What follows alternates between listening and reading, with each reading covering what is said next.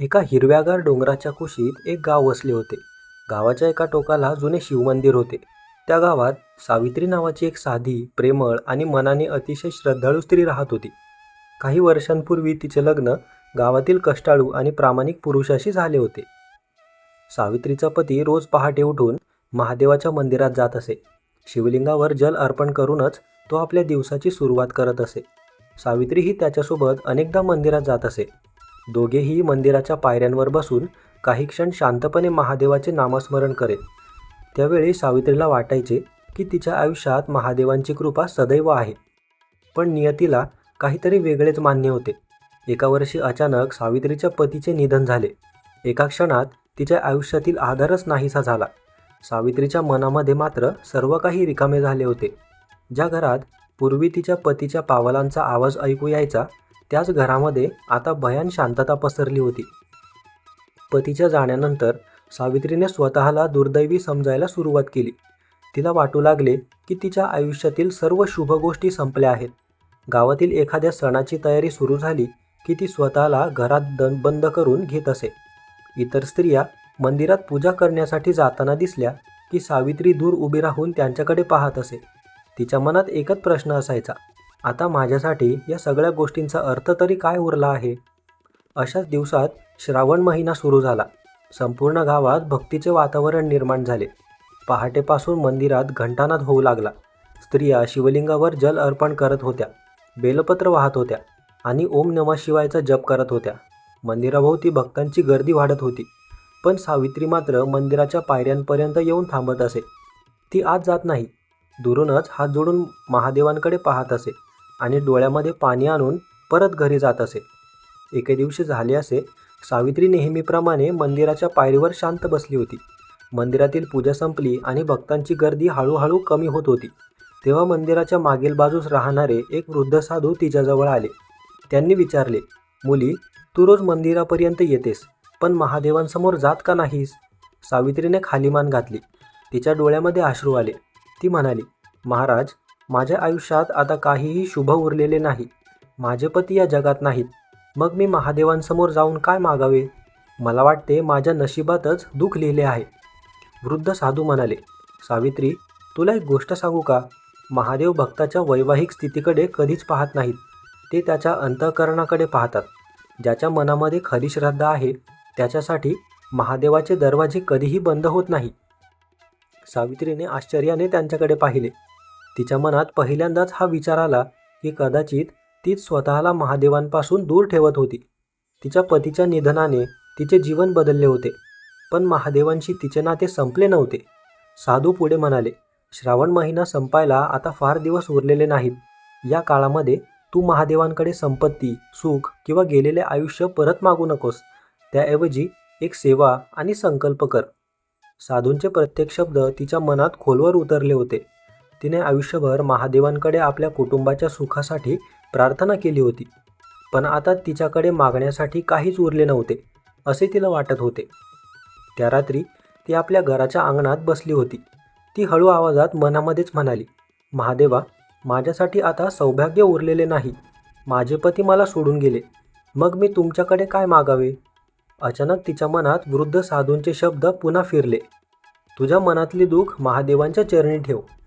सावित्रीने डोळे मिटले. तेव्हा तिच्या मनात एक वेगळीच भावना निर्माण झाली.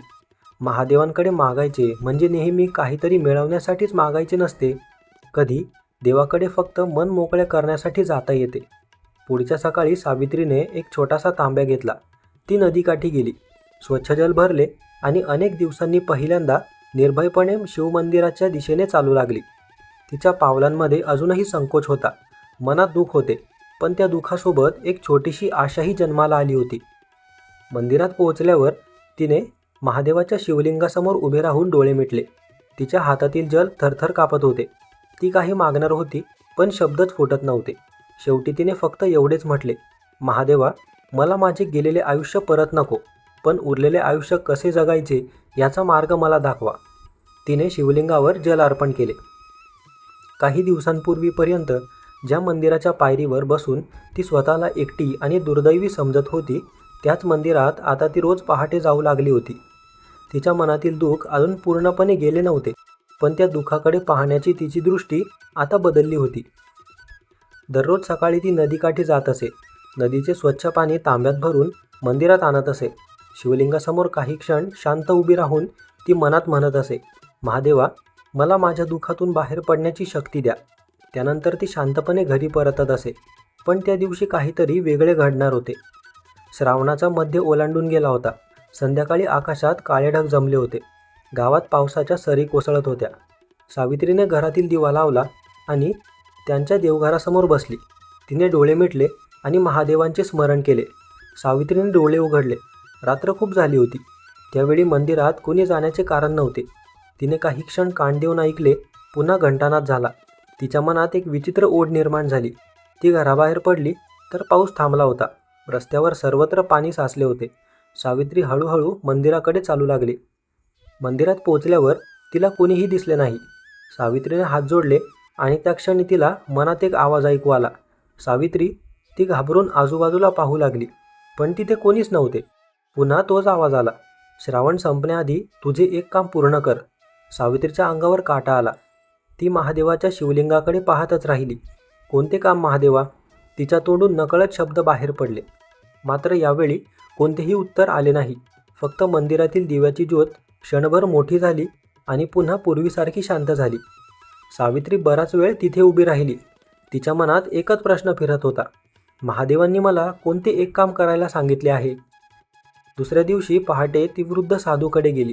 ती म्हणाली, काल रात्री मंदिरात मला एक आवाज ऐकू आला. महादेवांनी मला श्रावण संपण्याआधी एक काम पूर्ण करायला सांगितले आहे, पण ते कोणते काम आहे हे सांगितलेच नाही. तेव्हा वृद्ध साधू म्हणाले, सावित्री, काही प्रश्नांची उत्तरे लगेच मिळाली तर त्याची किंमत राहत नाही. पण मला काय करायचे आहे? सावित्रीने आतुरतेने विचारले. यावर साधू म्हणाले, तुला ते स्वतःच्या अनुभवातून समजावे लागेल. म्हणजे आजपासून तू गावात जे काही पाहशील त्याकडे फक्त डोळ्यांनी पाहू नकोस, मनाने बघ. एखाद्याचे दुःख दिसले तर त्यापासून दूर जाऊ नकोस. एखाद्याच्या डोळ्यात अश्रू दिसले तर त्यामागचे कारण समजून घेण्याचा प्रयत्न कर. आणि सर्वात महत्त्वाचे, तुझ्या स्वतःच्या मनात काय चालले आहे त्यापासूनही पळू नकोस. सावित्रीला साधूंचे बोलणे पूर्णपणे समजलेच नाही. त्या दिवसापासून ती गावाकडे वेगळ्या नजरेने पाहू लागली. दुपारी मंदिरातून घरी परतताना तिला रस्त्याच्या कडेला एक लहान मुलगा बसलेला दिसला. त्याच्या हातात मातीचे छोटं भांडे होते आणि चेहऱ्यावर काळजी होती. सावित्रीने विचारले, बाळा, तू इथे एकटा का बसला आहेस? यावर मुलगा म्हणाला, माझी आई आजारी आहे. घरात अन्न नाही. मी कोणाकडे मदत मागावी हे समजत नाही. तिला स्वतःचे दिवस आठवले. पतीच्या मृत्यूनंतर तीही कित्येक वेळा अशाच असहाय्यतेने घरात बसली होती. फरक एवढाच होता की तिच्याकडे घर होते, तर या मुलाकडे मदतीची वाट पाहण्याशिवाय काहीच नव्हते. सावित्री त्याला आपल्या घरी घेऊन गेली. घरात जेवढे अन्न होते त्यातून तिने त्याच्यासाठी आणि त्याच्या आईसाठी भोजन तयार केले. मुलाला खूप आनंद झाला. आई म्हणते, देव सगळीकडे असतो. तो म्हणाला, आज मला वाटतं देवानेच तुम्हाला माझ्याकडे पाठवलं आहे. तिने काहीही उत्तर दिलं नाही. पण त्या रात्री तिला पुन्हा तोच प्रश्न पडला, हेच का ते काम जे महादेवांनी मला करायला सांगितलं आहे? तिला वाटले, कदाचित महादेवांनी तिला एखाद्या गरजू व्यक्तीची मदत करण्यासाठी पाठवली असेल. पण दुसऱ्या क्षणी तिच्या मनात विचार आला, जर हेच काम असेल तर महादेवांनी ते स्पष्ट का सांगितलं नाही? तिच्या मनातील रहस्य अधिकच गडद झाले. काही दिवसांनी गावात एक वेगळी घटना घडली. सावित्री बाजारातून परतत असताना तिला तिच्या पतीच्या एका जुन्या नातेवाईकाची भेट झाली. पतीच्या मृत्यूनंतर याच व्यक्तीने सावित्रीला काही कठोर शब्द सुनावले होते. त्या दिवसापासून सावित्रीने त्याच्याशी बोलणे बंद केले होते. तो माणूस तिच्या समोर आला. दोघांनी एकमेकांकडे बघितले. सावित्रीच्या मनात जुने शब्द पुन्हा जागे झाले. तिच्या मनात आता राग उफाळून आला. ती पुढे निघून जाणार इतक्यात त्या माणसाने हळू आवाजात तिला आवाज दिला, सावित्री थांब. ती थांबली. तो म्हणाला, मला माहीत आहे, माझ्या शब्दांनी तुला खूप दुःख झाले होते. त्यावेळी मी स्वतःच्या दुःखात होतो, पण मी चुकीचा होतो. सावित्रीच्या डोळ्यात पाणी आले. इतके दिवस ज्या क्षमेसाठी तिचे मन तयार होत नव्हते, त्यात क्षमेची वेळ जणू स्वतः तिच्यासमोर येऊन उभी राहिली होती. पण तिने काही उत्तर दिलं नाही. ती फक्त एवढं म्हणाली, मला थोडा वेळ द्या, आणि ती तिथून निघून गेली. त्या रात्री सावित्रीला झोप येईना. तिच्या मनात महादेवांचा आवाज फिरत होता. श्रावण संपण्याआधी तुझे एक काम पूर्ण कर. तिने स्वतःला विचारले, कदाचित हे काम दुसऱ्याला मदत करण्यापेक्षा माझ्या स्वतःच्या मनाशी संबंधित आहे का असे तिला वाटले. पण उत्तर अजूनही मिळाले नव्हते. श्रावणाचे दिवस आता वेगाने संपत चालले होते. एका सकाळी सावित्री पुन्हा मंदिरात गेली. साधू शिवलिंगासमोर बसले होते. सावित्री त्यांच्या चरणांजवळ बसली. ती म्हणाली, महाराज, मला आता भीती वाटते आहे. श्रावण संपत चालला आहे, पण महादेवांनी सांगितलेले काम मला अजूनही समजलेले नाही. साधूंनी म्हणाले, घाई करू नकोस. जे काम तुझ्या हातून घडणार आहे ते तू स्वतःच्या इच्छेने करणार नाहीस. परिस्थिती तुला त्या कामापर्यंत घेऊन जाईल. पण ते काम इतके महत्त्वाचे का आहे? यावर साधू म्हणाले, कारण त्या एका कामामुळे तुला स्वतःबद्दल एक सत्य समजणार आहे. सावित्री हे ऐकून स्तब्ध झाली. कोणते सत्य? साधू फक्त एवढंच म्हणाले, तुला वाटतं की तुझ्या पतीच्या जाण्यानंतर तुझे सौभाग्य संपले, पण महादेव तुला दाखवू इच्छित आहेत की खरे सौभाग्य कुठे असते. सावित्रीच्या डोळ्यात अश्रू आले. साधूंनी पुढे काहीही सांगितले नाही. त्या दिवसापासून सावित्री आणखी सावध झाली. ती प्रत्येक भेटणाऱ्या व्यक्तीकडे वेगळ्या नजरेने पाहू लागली. एखाद्याला मदतीची गरज दिसली की ती शक्य तेवढी मदत करत असे. एखादे दुःखी मन दिसले की त्याच्याजवळ बसत असे. पण तरीही तिच्या मनात एक प्रश्न कायम होता. महादेवांनी सांगितलेले ते एक काम नेमके काय होते? श्रावणचा शेवटचा दिवस आता अगदी जवळ आला होता. त्या दिवशी सकाळी सावित्री मंदिरात गेली. मंदिराच्या पायऱ्या धुतल्या जात होत्या. भक्तांची गर्दी वाढत होती. ती म्हणत म्हणाली, जर माझ्याकडून काही चूक झाली असेल तर मला मार्ग दाखवा, आणि जर माझ्याकडून काही चांगले कर्म घडले असेल तर त्याचा अहंकार माझ्या मनात येऊ देऊ नका. इतक्यात ते वृद्ध साधू तिच्याजवळ आले. त्यांच्या हातात एक छोटासा तांब्या होता. ते म्हणाले, सावित्री, आता वेळ आली आहे. सावित्रीने आश्चर्याने विचारले, महाराज, कशाची वेळ? यावर साधू म्हणाले, आज मी तुला महादेवांनी सांगितलेल्या त्या कामाचे रहस्य सांगणार आहे, पण त्याआधी तुला 3 गोष्टी समजून घ्याव्या लागतील. साधूंनी तिच्याकडे पाहिले आणि म्हणाले, सावित्री, महादेवांनी तुला जे सांगितले आहे त्याचा अर्थ एखाद्या मोठ्या विधीत किंवा चमत्कारामध्ये शोधू नकोस.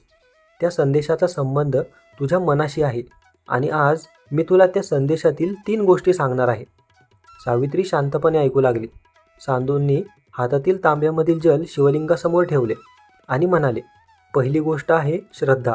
श्रावण संपण्याआधी तू महादेवांना स्वच्छ जल अर्पण कर आणि मनापासून ओम नमः शिवायचा जप कर. पण हे केवळ बाह्यपूजन म्हणून करू नकोस. जल अर्पण करताना तुझ्या मनातील दुःख, भीती आणि असहाय्यता महादेवांच्या चरणी सोपव. सावित्रीच्या डोळ्यात अश्रू आले. साधू पुढे म्हणाले, तू इतके दिवस महादेवांकडे तुझे दुःख कमी करण्याची विनंती करत होतीस. आता त्यांना असे म्हण, माझे दुःख मला योग्य मार्ग दाखवण्यासाठी उपयोगी पडू दे. सावित्रीने तांब्यातील जल हातात घेतले. ती शिवलिंगासमोर उभी राहिली आणि हळूहळू जल अर्पण करू लागली. ओम नमः शिवाय, ओम नमः शिवाय. प्रत्येक मंत्रासोबत तिच्या मनातील एक आठवण जणू हलकी होत गेली.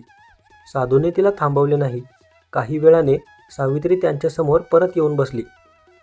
साधू म्हणाले, आता दुसरी गोष्ट, ती म्हणजे सेवा.